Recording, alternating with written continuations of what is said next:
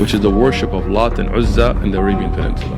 It's happening? It's happening. How? There are people right now that are worshipping Lat and Uzza, like the Arabian Peninsula becoming green.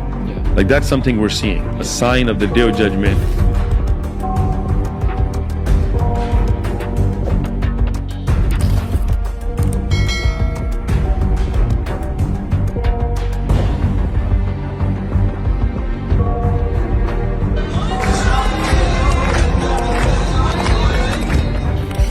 أنا أعتقد أن أوروبا الجديدة هي الشرق الأوسط.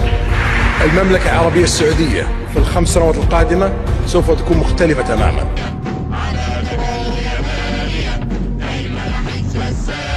قیامت ہمارے بہت قریب آ چکی ہے اور آج ہم سب قرب قیامت کے بالکل آخری زمانے کو اپنی آنکھوں سے دیکھ رہے ہیں۔ یہ فتنوں کا وہ دور ہے جب نبی صلی اللہ علیہ وآلہ وسلم کی تمام پیشن گوئیاں اور قیامت کی نشانیوں کا مسلسل ظہور ہو رہا ہے اور ہر وہ بات سچی ہوتی دکھائی دے رہی ہے۔ انہی نشانیوں میں ایک ایسی نشانی ہے جو آج عرب میں پوری ہوتی دکھائی دے رہی ہے اور جو اتنی حیران کن ہے کہ کوئی مسلمان اس کا تصور بھی نہیں کر سکتا۔ قیامت کی اس نشانی کا تعلق ظہور اسلام سے قبل عرب کی دو مشہور دیویوں لات و عزا سے ہے۔ رسول اللہ صلی اللہ علیہ وآلہ وسلم کی آمد سے قبل عرب کے لوگوں میں بت پرستی عام تھی۔ یہ لوگ اپنے ہاتھوں سے بنائے ہوئے بتوں کی پوجا کیا کرتے تھے۔ مختلف عرب قبائل میں الگ الگ بتوں کی پوجا ہوتی تھی جن کی طرف عجیب و غریب قصے کہانیاں منسوب تھی۔ ان بتوں میں ہود، سوا، اصاف و نائلہ، ہوبل اور منات شامل تھے۔ ان تمام بتوں میں دو بت ایسے تھے جنہیں عرب کے مشہور ترین اور سب سے بڑے بت مانے جاتے تھے۔ ان کا نام لات و عزا تھا۔ تاریخ کے اوراق سے معلوم ہوتا ہے کہ قدیم عربوں میں بنو ثقیف میں ایک مشہور اور نیک سیرت آدمی تھا جس کا نام لات تھا۔ جب لوگ حج کرنے کے لیے مکہ آتے تو لات لوگوں کی خاطر اور مہمان نوازی کرنے کے لیے انہیں ستو پلاتا تھا اور وہ بہت ہی رحم دل اور نیک انسان تھا۔ وہ مکہ میں آنے والے ہر انسان کی مدد کیا کرتا تھا۔ اسی زمانے میں عرب میں حضا نامی ایک شریف لڑکی تھی۔ حضا کے بارے میں یہ مشہور تھا کہ وہ نعوذ باللہ اللہ کی بیٹی ہے۔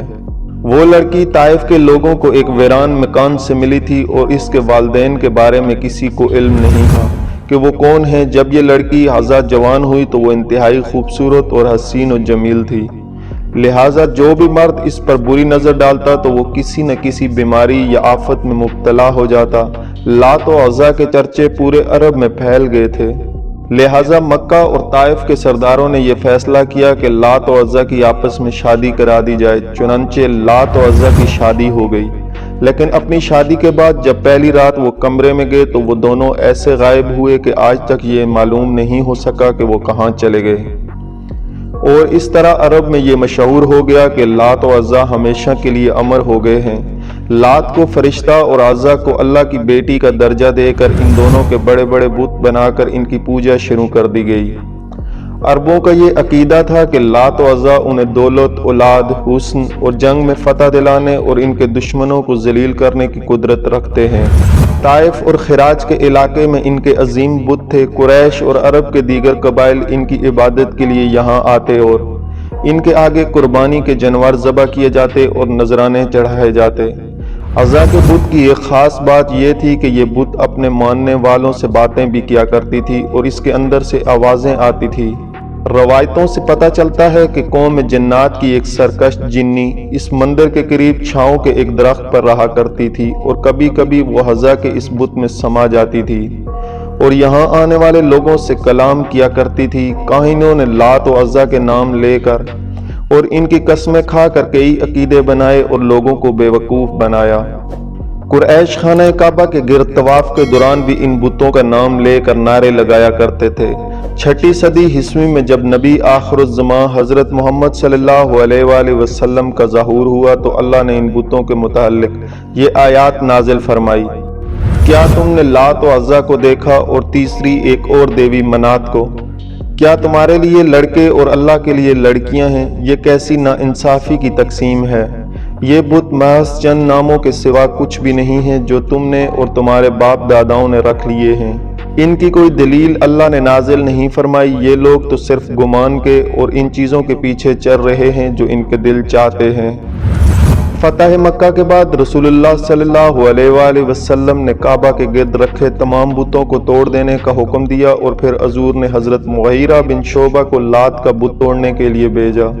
لہٰذا مغیرہ رضی اللہ تعالی عنہ نے لات کے بت کو توڑ کر اس کی جگہ ایک مسجد کی تعمیر کی۔ اسی طرح آپ صلی اللہ علیہ وآلہ وسلم نے حضرت خالد بن ولید کو عزا کے بت کو منسمار کرنے کے لیے بھیجا۔ اس طرح مکہ کی مقدس سرزمین کو بتوں کی نجاست سے ہمیشہ کے لیے پاک کر دیا گیا۔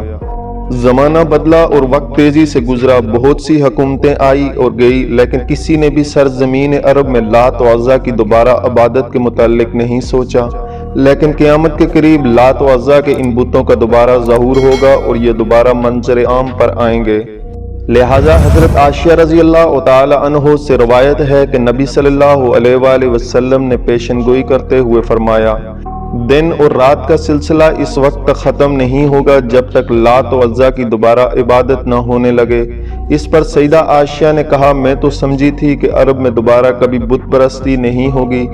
حضور نے فرمایا، اس میں جو اللہ نے چاہا وہ عنقریب ہوگا، پھر اللہ ایک پاکیزہ ہوا بھیجے گا جو ہر اس شخص کو موت کے حوالے کر دے گی جس کے دل میں رائی کے دانے کے برابر ایمان ہوگا، باقی وہی رہ جائیں گے جن میں کوئی خیر موجود نہیں ہوگی، اور وہ اپنے مشرک باپ داداؤں کے دین میں واپس چلے جائیں گے۔ آج مملکت سعودی عربیہ میں نبی صلی اللہ علیہ وآلہ وسلم کی یہ پیشن گوئی حرف بحرف سچ ثابت ہوتی دکھائی دے رہی ہے۔ جن بتوں کو نبی صلی اللہ علیہ وآلہ وسلم نے توڑ ڈالا اور ہمیشہ کے لیے کعبہ اور مکہ سے بت پرستی کا خاتمہ فرما دیا تھا، آج عرب کے لوگوں نے انہی لات و عزا کے بتوں کو دوبارہ بنانا شروع کر دیا ہے۔ حالیہ دنوں میں سعودی عرب کے ہیریٹیج منسٹری کے آفیشیل بیان سے یہ بات سامنے آئی ہے کہ لات و عزا کو عرب کی قدیم دیوتیوں کی حیثیت دینی چاہیے، کیونکہ ان کی تاریخ سرزمین عرب سے ہمیشہ جڑی ہے اور مستقبل میں بھی جڑی رہنی چاہیے۔ رپورٹ کے مطابق سعودی حکومت فارن ٹریولز کے لیے ایک ایسی ہیریٹیج میوزیم بنانا چاہتا ہے جہاں عرب میں پوجے جانے والی ان قدیم دیویوں کی بتوں کو نصب کیا جائے گا۔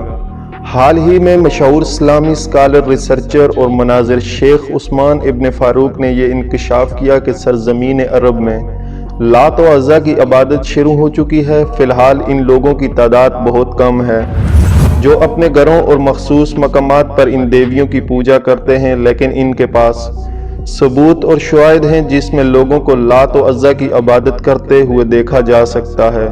سعودی عرب کی مذہبی ایڈنٹی کو مزید قومی رنگ دینے کے لیے سوشل میڈیا میں لوگوں کی ایک بڑی تعداد یہ کمپین چلا رہی ہے کہ لات و عزا کو سعودی کے وارثے کے طور پر دوبارہ متعارف کروایا جائے۔ ان لوگوں میں زیادہ تر نام نہاد لیبرل طبقہ ہے اور وہ لوگ ہیں جو محمد بن سلیمان کی پالیسیوں کو سپورٹ کرتے ہیں، جبکہ انٹرنیشنل میڈیا کی ایک رپورٹ کے مطابق سعودی عرب کے انتہائی قدیم علاقے اد کامیا سے ایک مورتی کا سر ملا ہے جو آج سے 2200 یا 2400 سال پرانا ہے۔ کامیا سے اور بھی کئی قدیم اشیاء برآمد ہوئی ہیں۔ ان چیزوں کو محفوظ رکھنے اور سعودی کی بت پرستانہ تاریخ کو زندہ رکھنے کے لیے جلد ہی مملکت میں ایک عظیم عجائب گھر تعمیر کیا جائے گا جہاں پر یہ تمام چیزیں رکھی جائیں گی۔ آج ہم قیامت کے بالکل قریب ترین دور میں آ چکے ہیں جہاں ہر چھوٹی بڑی نشانی اپنی آنکھوں سے پورا ہوتا دیکھ رہے ہیں۔ حالات بتا رہے ہیں کہ عربوں کی ہلاکت قریب ہے اور فتنہ دجال کا زمانہ اب زیادہ دور نہیں رہا۔ اللہ تبارک و تعالی امت مسلمہ کو شرک و بت پرستی جیسے گناہ عظیم سے محفوظ رکھے اور عربوں کو ہدایت دے اور اس دور فتن میں ہمیں نیک اعمال کرنے کی توفیق عطا فرمائے۔ سبسکرائب